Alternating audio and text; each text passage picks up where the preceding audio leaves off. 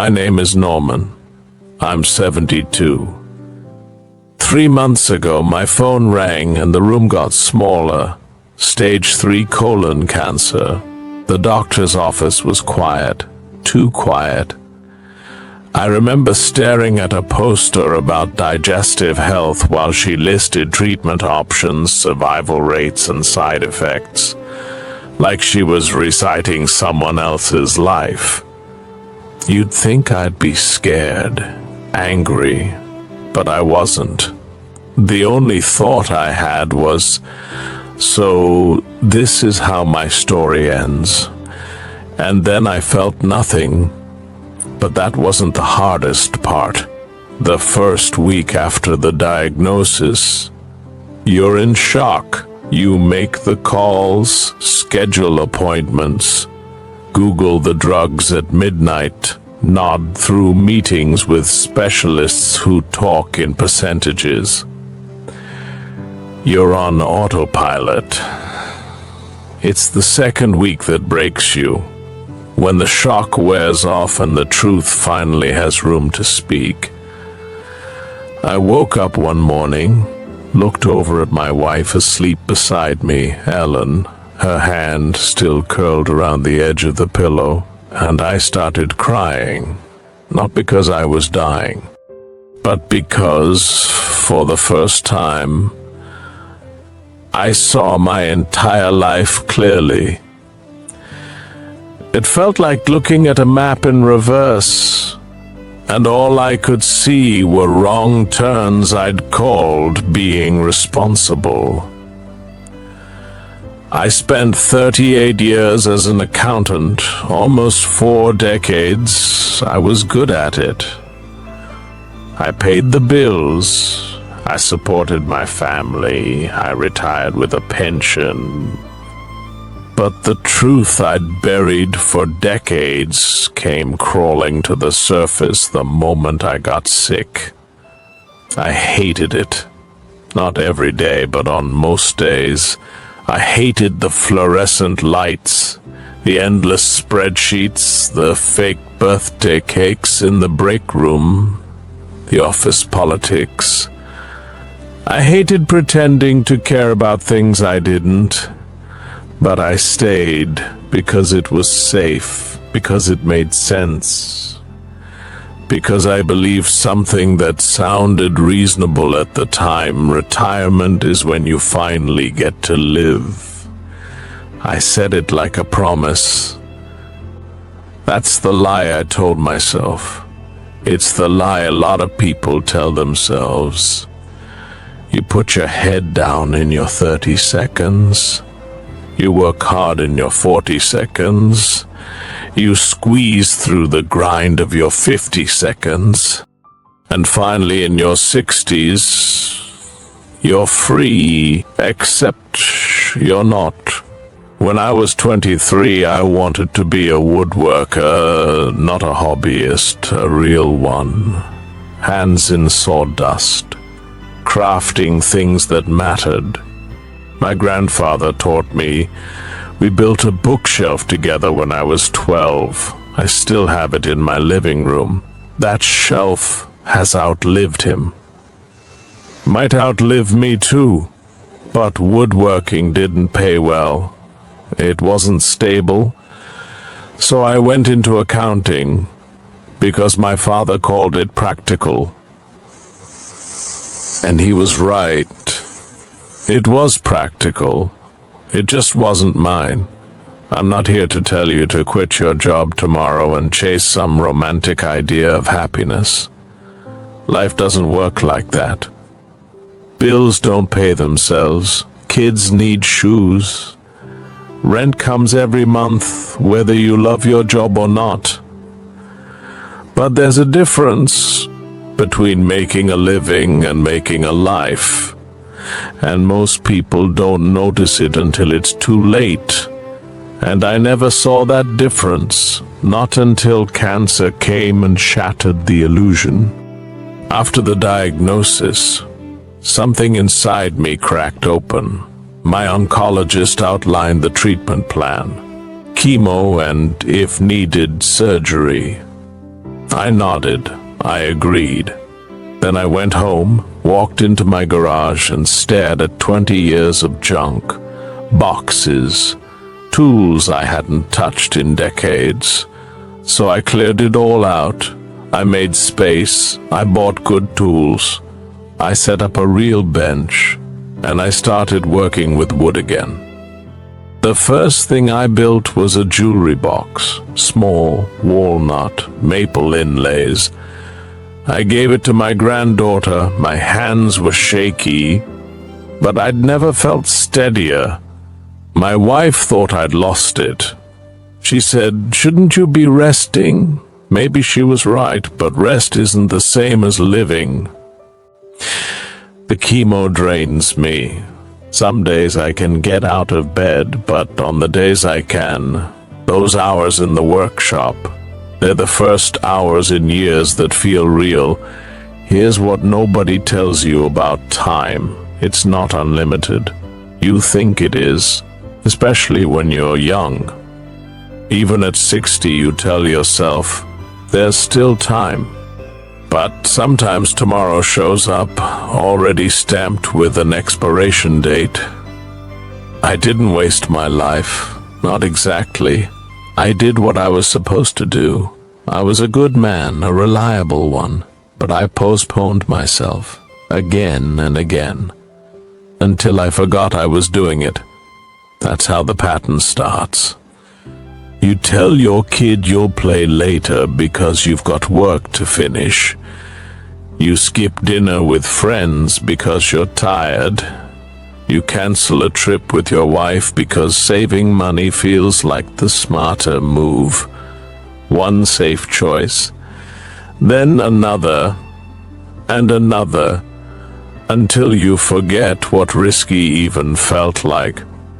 You don't even realize it's happening. You're just being responsible. And then one day, someone says stage 3, and you suddenly understand. You were never irresponsible. You just forgot to live while you were busy managing everything else. It doesn't hit you all at once. It creeps in like rust on a tool you left in the garage. One you swore you'd use someday. I thought I was buying time. I thought every sacrifice would pay off later. I kept a mental list of all the things I'd do when the time was right. I'd travel. I'd build things. I'd take my wife to Italy like I promised her back in 1987. But later never came. There was always another reason to wait. Another project at work, another bill, another just one more year. And you don't see the cost while you're living it. Only when you've started running out of time. People used to tell me I was dependable, that I was the rock in my family, and I took pride in that. But a rock doesn't bend. A rock doesn't dance. A rock doesn't say, "I'm sorry I missed that." A rock just stays still while life moves around it. I thought I was building stability, but what I built was distance. The first real crack came after my second round of chemo. My son, Adam, flew in from Chicago. He stayed the weekend. He helped me pack a hospital bag for my next treatment. I was sitting on the edge of the bed, folding a pair of socks, and he stood there quietly watching. Then he said, "Dad, I didn't know you liked woodworking." I looked up. He was holding the chisel I'd used earlier that morning.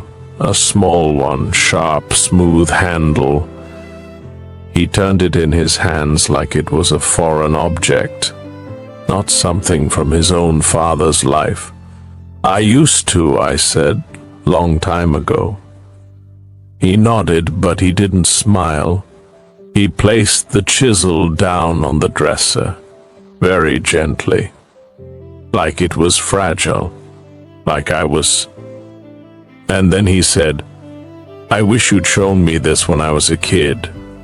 That sentence, it just stayed there, hanging in the air, not accusatory, not angry, just a quiet fact. I couldn't answer him. The room was warm, too warm, the kind of warmth that makes your shirt cling to your back. The air smelled faintly like the detergent my wife uses, something lemony.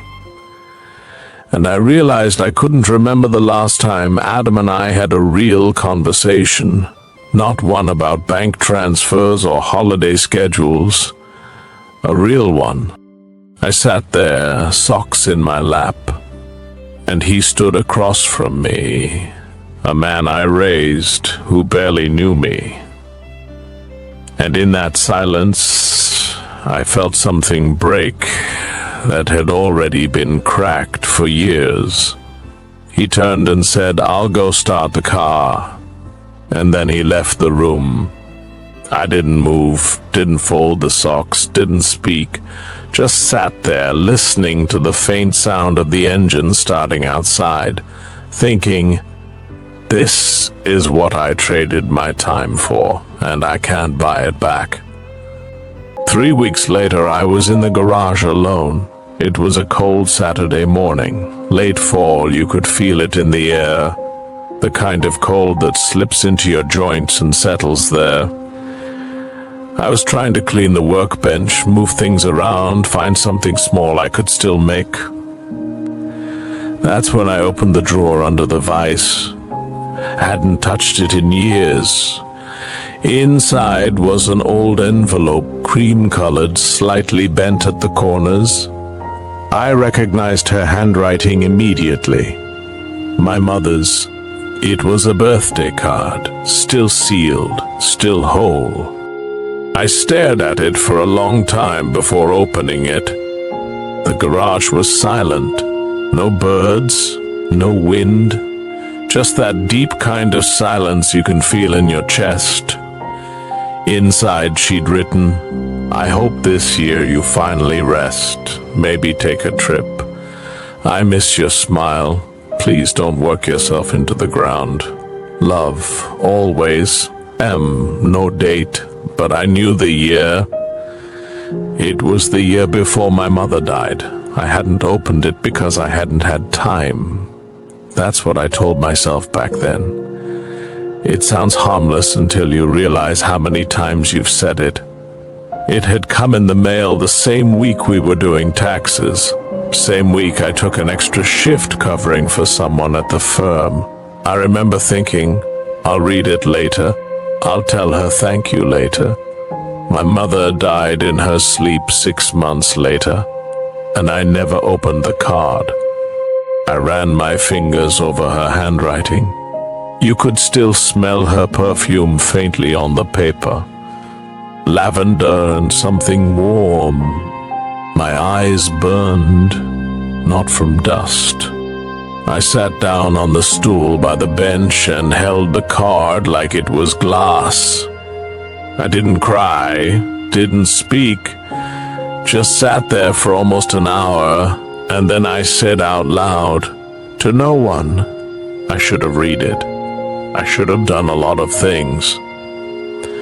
That's when the truth settled in, not in some dramatic moment, just quietly, like a light dimming. Life doesn't wait. It doesn't care about your plans. It doesn't save your spot. It just keeps moving. You blink, and 30 years are gone. You blink again, and someone you love is gone. I was a good man by the world's standards. I paid bills. I showed up on time.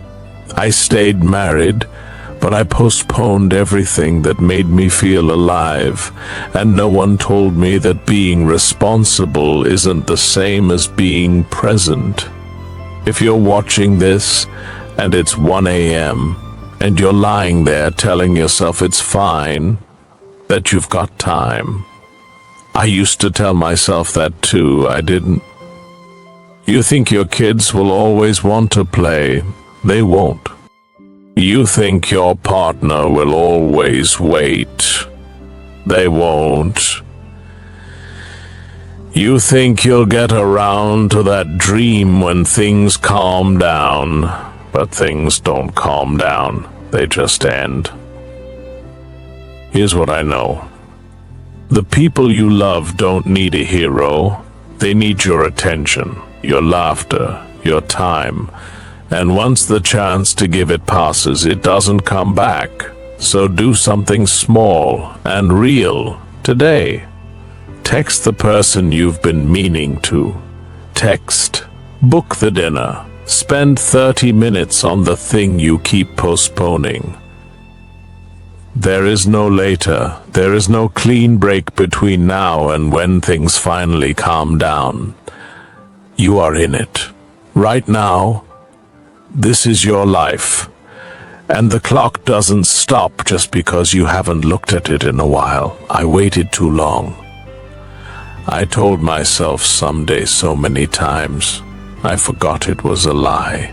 And now, I build things with shaky hands, teach my granddaughter how to sand in straight lines, try to make my wife laugh, and wonder what it all would have looked like if I had started sooner. I don't want pity. I don't want praise.